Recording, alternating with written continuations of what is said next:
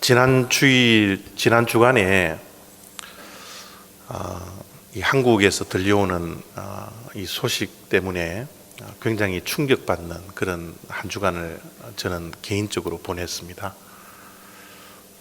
물론 어제 또 북한이 또 미사일을 쏘아대는 그런 참 어처구니 없는 일들을 우리가 매스컴을 통해서 소식을 전해드렸지만, 그 며칠 전에 일어났던 참 엄청난 사건인 것 같아요. 부천에서 여중생이 집에서 시신으로 발견된 그런 사건을 우리가 매스컴을 통해서 우리가 다 들었으리라 그렇게 생각이 듭니다.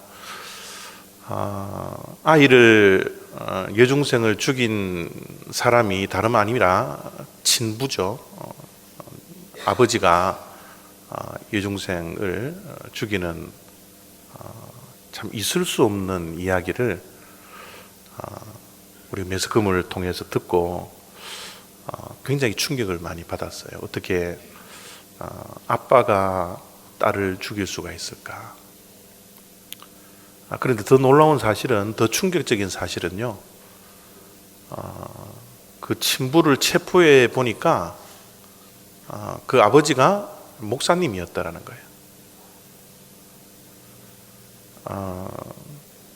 단순한 목사님이 아니라 독일에 유학을 갔다가 신약학 박사학위를 받고 돌아와서 한국의 신학교의 교수로 재직을 하면서 후학을 가르쳤던 그 신학교 교수 목사님이십니다. 단순히 신학교 교수일 뿐만 아니라 조그마한 교회지만 교회를 개척을 해서 교회를 담임하고 있는 담임 목사님이셨어요. 어떻게 보면 한국 교계를 그래도 짊어지고 가야 할 책임 있는 자리에 있었던 그런 목사님이 친딸을 죽일 수밖에 없는 그런 참 소식을 들으면서 저는 굉장히 개인적으로 좀 많이 심각해졌고요, 또 많이 충격적이었습니다. 더 충격적인 사실이 또 있는데요, 아이를 집에서 아이가 죽고 10개월이 넘도록 그 시체가 썩어가는 가운데서도 집에 방치를 해 놓았어요. 그래서 이제 체포를 하고 이제 인터뷰를 하는데, 왜 이렇게 아이가 썩는 냄새가 날 정도로 시체가 부패되어 가는데 왜 10개월이 넘도록 이렇게 집에 방치를 해 놓았느냐, 그렇게 이야기를 하니까 그 목사님이 하는 소리가, 내가 기도하면 이 아이가 다시 살아날 줄 알았다라는 거예요. 죽은 자가 자기가 기도하면 부활할 거라는 그 믿음을 가지고서 집에 그냥 시체를 방치해 놓았다고, 이런 인터뷰를 했어요. 이 인터뷰를 어떻게 받아들여야 할까? 저분의 믿음이 너무 크기 때문에 내가 이해를 못하는 걸까?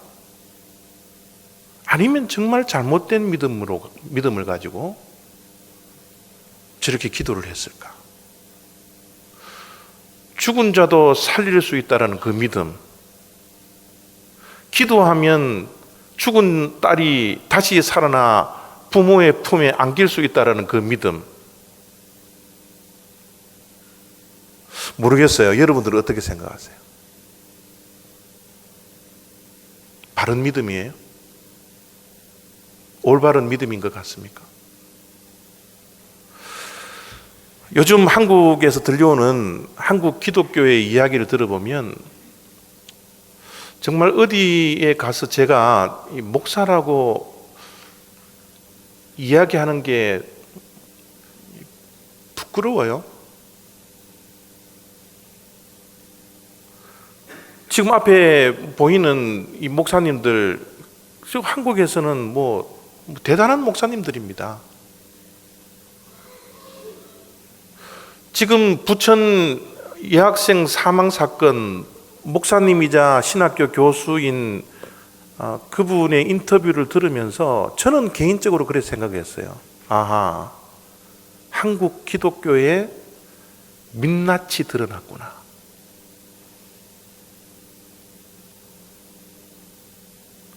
화장한 얼굴이 아니라 민낯의 얼굴을 만천하에 드러낸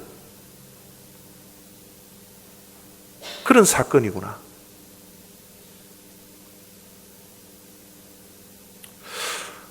많은 분들이 한국 기독교 이대로는 안 되겠다. 여러분, 한국 기독교라고 해서 너 잘못이다라고 오늘 생각하지 마십시오. 너의 잘못이 아니라 나의 잘못이요, 우리의 잘못입니다.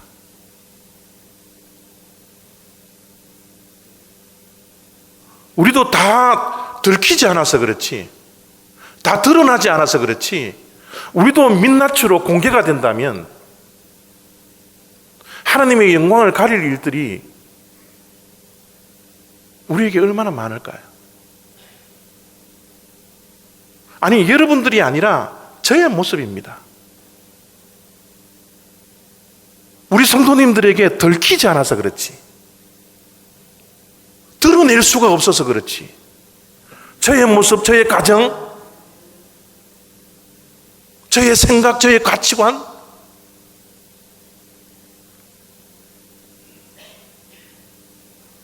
하나님 보시기에 얼마나 부끄러운지 모르겠어요. 위기입니다. 저는 일주일 내내 모양실에 앉아서 눈물을 흘리고 용서해 달라고, 어떻게 해야 되느냐고, 이대로는 안 되는데 하나님 어떻게 해야 합니까? 하나님, 우리가 살아야 되는데 우리가 어떻게 해야 합니까?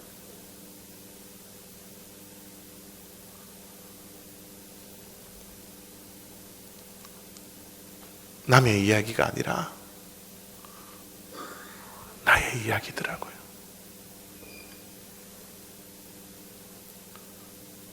정말 우리 한국 교회,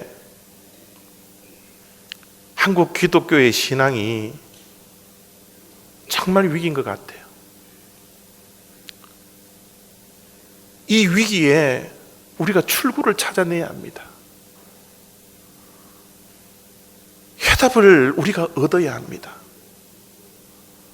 그러지 않고서는 이 생명력이 있는 이 그리스도교가 정말 하나님의 모든 영광을 가릴 뿐만 아니라 세상 사람들에게도 손가락질 받고, 이제 교회 다닌다라고 드러내놓고 이야기도 할 수 없을 정도로 세상 사람들에게 지탄을 받을 수밖에 없는 것이 지금 한국 교회의 위기 아닙니까? 저는 이 위기의식이 저의 심각한 그런 생각일 뿐만 아니라 오늘 설교를 듣는 내내 저와 여러분들의 가슴을 정말 찢어낼 수 있는 그런 시간들을 오늘 우리들이 가졌으면 좋겠습니다. 해답이 무엇이에요? 이 위기를 극복해 나갈 수 있는 해답이 무엇입니까?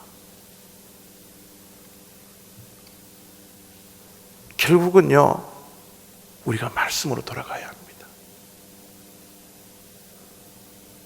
철저하게 돌아가야 합니다. 말씀의 부흥이 우리의 심령마다 회복되어야 합니다. 여러분, 초대교회도 우리가 잘 알고 있잖아요. 마가 다락방에서 그 불같은 성령이 임했음에도 불구하고 초대교회는 위기를 맞이합니다. 그 위기를 맞았을 때 사도들이 이런 처방전을 내려요. 사도행전 6장 1절을 보면요, 우리는 오로지 기도하는 일과 말씀 사역에 힘쓰리라. 교회가 위기를 맞았을 때, 우리의 신앙의 위기를 맞았을 때 처방전입니다. 기본으로 돌아가라고, 말씀으로 돌아가라고, 기도로 돌아가라고.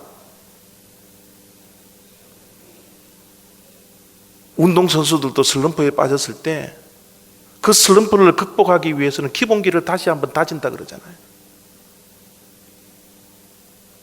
우리 크리스찬들의 기본이 어디입니까? 이 기본기를 잃어버린 거예요. 교회들마다, 성도들마다, 한국 교회가, 한국 기독교가 이 기초를 잃어버리게 된 겁니다. 위기가 하루아침에 도달한 게 아니에요. 기본기를 점점 상실해버리니까 이 위기가 크게 닥쳤던 거예요. 초대교회의 사도들이 기본기로 돌아가자라고, 그래서 초대교회의 말씀이 흥황하자 어떤 역사가 일어났습니까? 하나님께서 회복시켜 주시잖아요. 하나님께서 부흥의 역사를 다시 한번 일으켜 주시잖아요. 그 말씀이 7절 말씀입니다. 하나님의 말씀이 점점 왕성하여 예루살렘에 있는 제자의 수가 더 심히 많아지고 허다한 제사장의 무리도 이 도에 복종하니라. 기본기를 새롭게 하니까, 말씀이 홍황해지니까, 말씀으로 돌아가니까 하나님께서 부흥의 역사를 초대교회에 주셨어요. 회복의 역사를 초대교회에 주셨습니다. 더욱더 복음이 왕성하게 전해지는 그런 역사가 초대교회에 일어났음을 우리가 사도행전의 말씀을 펼쳐들면 얼마든지 우리가 어디로 돌아가야 할지를 확인할 수 있는 것이죠. 오늘 우리가 읽었던 시편 119편의 말씀도 마찬가지입니다. 이 시인이 심한 고통 속에, 고난 속에 있었던 것 같아요.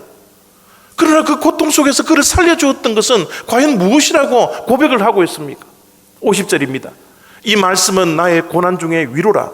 주의 말씀이 나를 살리셨기 때문이니이다. 고난 가운데 그를 살리던 것은 다른 게 아니에요. 하나님의 말씀이었다라고. 거꾸로 뒤집어서 우리가 생각을 해보면, 고난 가운데 하나님의 말씀이 없었다면 죽었다라는 거죠.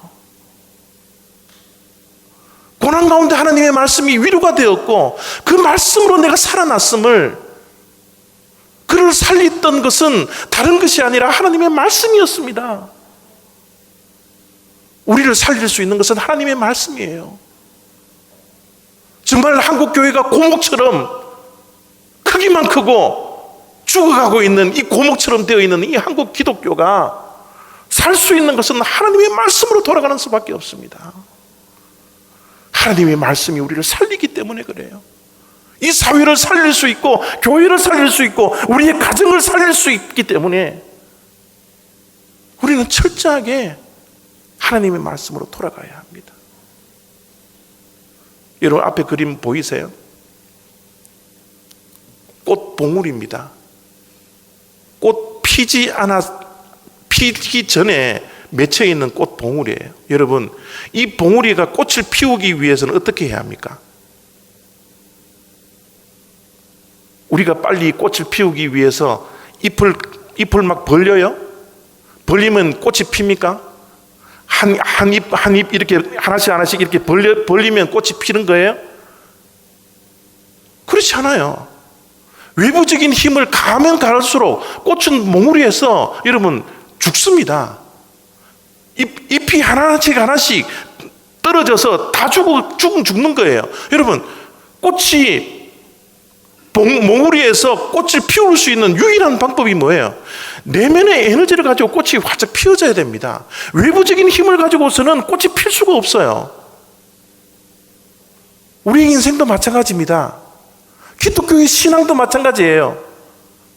우리의 인생이, 우리의 가정이, 교회가 꽃이 피어야 되는데, 여러분, 우리는 이 꽃을 피우기 위해서 얼마나 외면적인 것만 가지고서 꽃을 피우려고 우리가 노력했나요?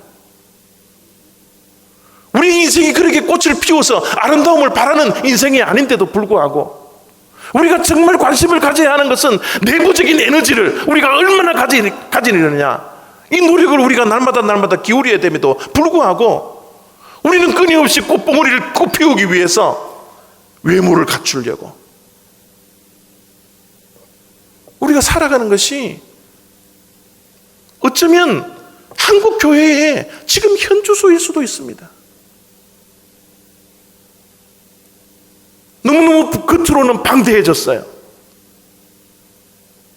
교회들마다 몇십억 몇백을 들여서 교회를 짓고 세계 몇이다 자랑하면서 외모에 흠뻑 젖어서 살아갔던 교회가 바로 한국 교회이지 않습니까?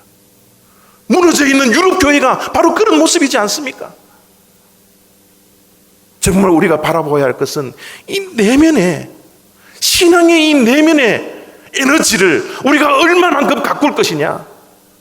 신앙의 인격이 중요하고 신앙의 성품이 중요하고 성령의 열매가 중요함에도 불구하고 우리 믿는 자들조차도 교회가 얼마나 크냐, 예산이 얼마냐, 거기에 따라서 교회가 좋은 교회고 나쁜 교회고 우리가 판단하고 있지 않습니까? 수천 명의 교인들이 모여야지 큰 목사님이고 정말 이민교회에 10명, 20명 앉혀놓고 복음을 증거하고 매일매일 실험하고 있는 그 목사님들을 향하여서는 실패한 목사님이라고 우리가 손가락질하면서 낮추어 보는 것이 우리들의 현실이지 않습니까? 한국 교회는요, 목사님들이 이제 박사학위를 갖고 있지 않으면요, 이제 이력서도 못 내요.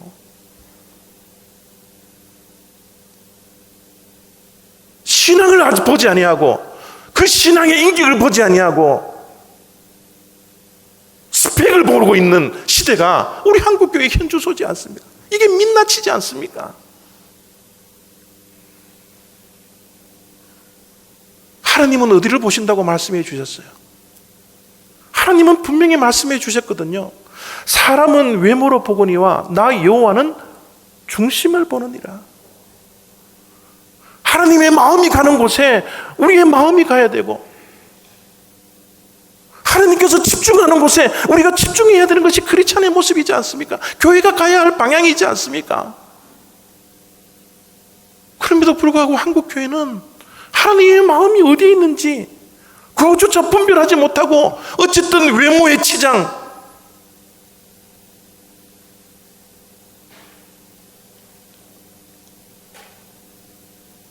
이런 한국 교회를 바라보면서 여러분, 우리는 이제 내 자신부터 심각하게 바라봐야 할 그런 때가 바로 도래한 것 같아요. 여러분, 우리가 어렸을 때부터 읽어왔던 동화 백설공주 한번 생각해 보십시오. 왕비가 어느 날 거울 앞에 서서 막 치장을 하고 막 아름답게 꾸미고 막 옷 막 좋은 옷 입고 막 기 딱 세우고, 여러분 거울 앞에 딱 섰습니다. 이 세상에서 누가 제일 아름다우냐고. 이 세상에 가장 아름다운 보석과 금, 은과 모든 것들을 다 치장하고 거울 앞에 섰는데 거울이 뭐라 그래요? 당신 아니라고. 마음이 예쁜 백설공주라고. 백설공주가 이 세상에서 가장 아름답다고. 어렸을 때부터 여러분, 우리 외모보다는 마음이 예뻐야 진짜 예쁜 사람이라고 동화 속에서 배웠음에도 불구하고 우리는 내면을 가꾸기보다는, 내면의 질서를 세우기보다는 우리의 외면은, 크리스찬임에도 불구하고 그런데 집중하며 살아왔던 우리들의 모습이 오늘 우리들의 민낯이지 않습니까? 저의 민낯이라는 거예요. 이제 우리가 해야 하는 것은요, 우리의 내면을 들여다볼 수 있는 거울 앞에 정직하게 설 때입니다.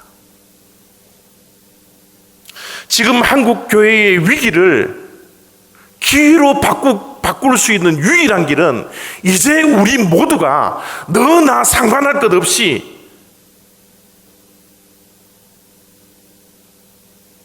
내면의 거울 앞에, 영적인 거울 앞에 정직하게 서서 내 자신을 바라볼 때입니다. 우리의 내면을 볼 수 있는 영적 거울이 무엇입니까? 내면의 거울이 무엇입니까? 하나님의 말씀이잖아요. 누가 내 내면을 들추어냅니까? 어떻게 내 내면을, 이 영적인 상태를, 내 신앙 상태를, 이 죄악된 나의 모습을 어떻게 비추어 볼 수 있나요? 하나님의 말씀으로 돌아가야 합니다. 하나님의 말씀은 살아있고 활력이 있어, 운동력이 있어, 혼과 영과 및 관절과 골수를 찔러 쪼개기까지 하며, 우리의 혼을 찔러 쪼개는 그 능력이 어디에 있습니까? 하나님의 말씀으로 돌아가야 합니다. 하나님의 말씀으로 돌아가지 않고 하나님의 말씀이라는 영적 거울에 정직하게 서지 못한다면 우리는 세상으로부터도 부끄러움 당할 수밖에 없는 존재라는 것. 소금이 그 소금의 기능을 발휘하지 못했을 때 사람에게 짓밟힐 수도 있다는 사실을 우리는 기억해야 합니다. 제가 일주일 동안 이런 생각이 너무 복잡해요. 회개도 되고 눈물도 나고, 저 이야기가 바로 나의 이야기인데,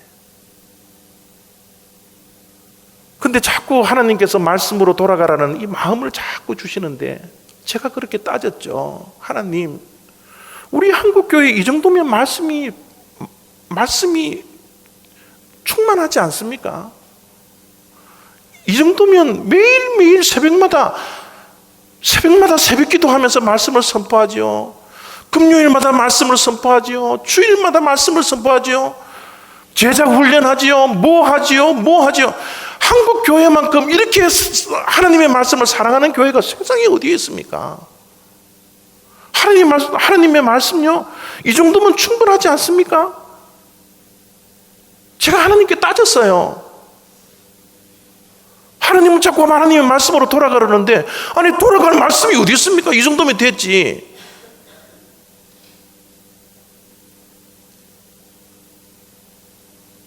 생명의 삶을 묵상하는데요, 하나님께서 마태복음을 통하여서 저한테 그렇게 말씀해 주세요.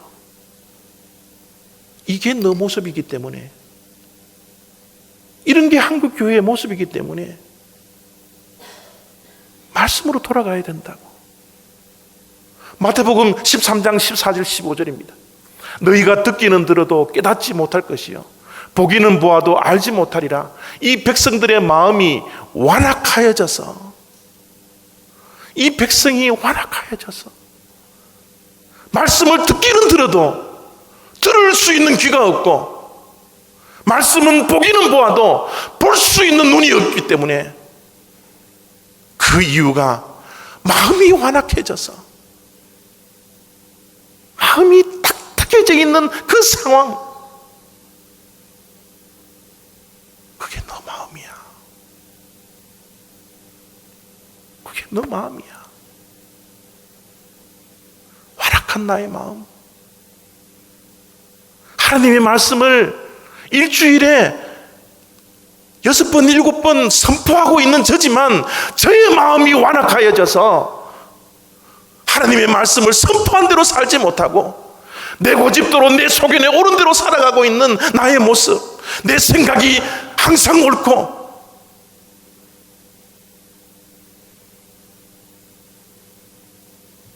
내 자신을 내려놓지 못하고 마음이 완악하여져서 내 고집대로 살아가는 그 모습, 너의 모습이 한국교회의 모습이란다. 여러분, 이 완악한 이 마음이 있으니까, 그저 뒤에 한번 보십시오. 그 귀는 듣기에 둔하고 눈은 감았으나 이는 눈으로 보고 귀로 듣고 마음으로 깨달아 돌이켜 내게 고침을 받을까 두려워함이라. 여러분, 이제 우리 한국 교회가 이제 타성에 젖어서요, 변화받기조차 이제 두려운 거예요. 이 정도면 됐지, 주일마다 예배드리면 됐지, 교회 와서 봉사하면 됐지, 일주일에 한두 번 새벽기도 와서 기도하면 됐지, 내가 목사면 됐지, 내가 장로면 됐지, 권사면 됐지. 이제는 내가 더 이상 교회 안에서 변화될 것은 없어 라고 생각하면서 신앙생활하고 있는 것이 바로 우리들의 모습이지 않습니까? 여러분, 기독교의 본질은 변화에 있습니다. 기독교의 본질은 변화입니다. 우리의 육신은 겉모습은 부패해져 가더라도 내 속사람은 주님 앞에 서는 그날까지 날마다 새롭게 변화되어야 하는 것이 기독교의 본질이에요. 그럼에도 불구하고 우리는 하나님의 말씀을 들을 수 있는 귀는 있지만 내 마음이 완악하여져서 변화하기 싫어하고 내 것 내려놓기 싫어하고 내 고집대로 살아가려고 하는 그 모습이 바로 저의 모습이요, 여러분의 모습이요, 한국교회의 모습이지 않습니까? 여러분, 오늘 시편 119편의 기자가 56절에 이런 고백을 해요. 저는 이 고백이 얼마나 여러분 은혜가 되고 얼마나 위로가 되고 도전이 되고 이 말씀 앞에 굴복할 수밖에 없는 그런 말씀인지 모르겠어요. 56절을 제가 읽어보면 내 소유는 이것이니 곧 주의 법도들을 지킨 것이니이다.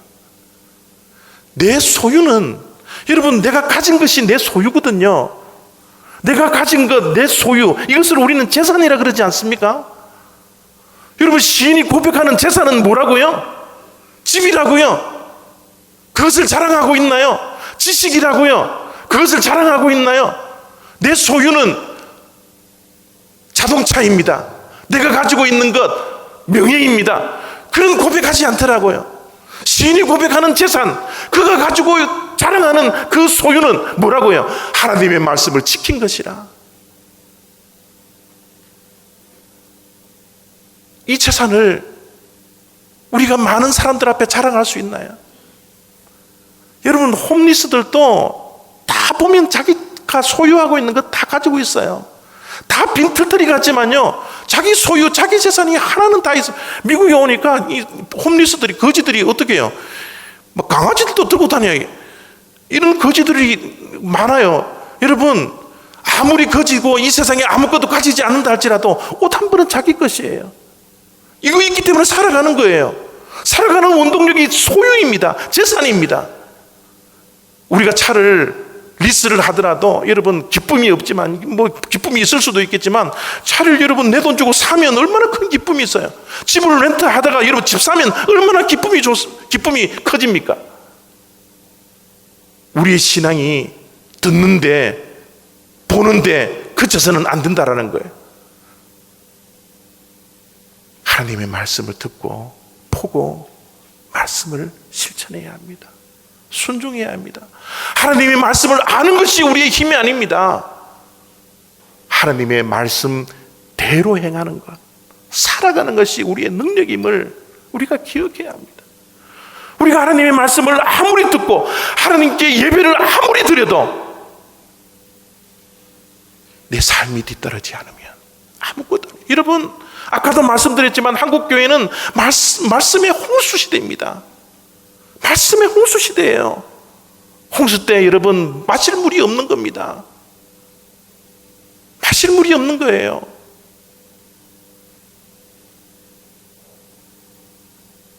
우리는 정말 바른 신앙생활을 이제는 해야 될 때입니다. 정말 바른 신앙생활을 이제는 해야 할 때라니까요. 여러분, 우리 한국 기독교의 문제가 뭐가 있나요?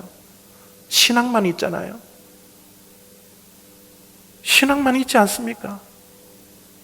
생활이 없어요. 삶이 없습니다. 기도는 너무너무 많이 합니다. 기도는 너무너무 유창하게 잘 합니다. 그러나 기도하는 대로 살지 않기 때문에 문제인 거예요. 이 강단에 서 있는 제가 뭐가 문제입니까? 설교는 그럴듯하게 합니다. 그러나 설교대로 살아가지 못하기 때문에 문제 아닌가요? 예배는 우리가 얼마든지 1시간 참고 드릴 수 있어요. 그러나 예배 드리고 난 다음에 예배의 삶이 뒤따르지 않는 거예요. 우리 한국 기독교의 문제요, 바로 저의 문제요, 여러분의 문제이지 않습니까? 한국 기독교회가 정말 위기입니다. 이제 남 탓할 때가 아니에요. 저 사람 잘못이라고 이야기할 때가 아닙니다. 이제 우리 심각하게 생각해야 됩니다. 영적인 민감성을 가져야 합니다. 한국에서 들려지는 충격적인 소식을 들을 때마다, 이 미주 땅에 들려지는 충격적인 소식을 들을 때마다 이제는 남 탓할 때가 아니에요. 나를 쳐다봐야 합니다. 나를 돌아봐야 합니다. 내 신앙을 정직하게 하나님의 말씀으로 돌아가서 내 신앙 생활은 다른 신앙 생활인가 돌아봐야 할 때입니다. 이런 영적 민감성을 우리 올리브 교회만이라도 회복되었으면 좋겠어요. 말씀으로 돌아가서 정말 나의 민낯을 하나님 앞에 공개하고 정말 눈물 흘리며 회개할 수 있는 그런 우리 올리브 교회가 되었으면 좋겠습니다. 그래서 정말 세상 사람들에게도 손가락질 받지 않고 세상 사람들에게도 칭송받을 수 있는 그런 신앙, 그런 신앙 생활을 할 수 있는 저와 우리 올리브 교회 되었으면 좋겠습니다. 말씀으로 돌아가야 합니다. 진짜 말씀으로 돌아가야 합니다. 그것이 우리가 살 길입니다.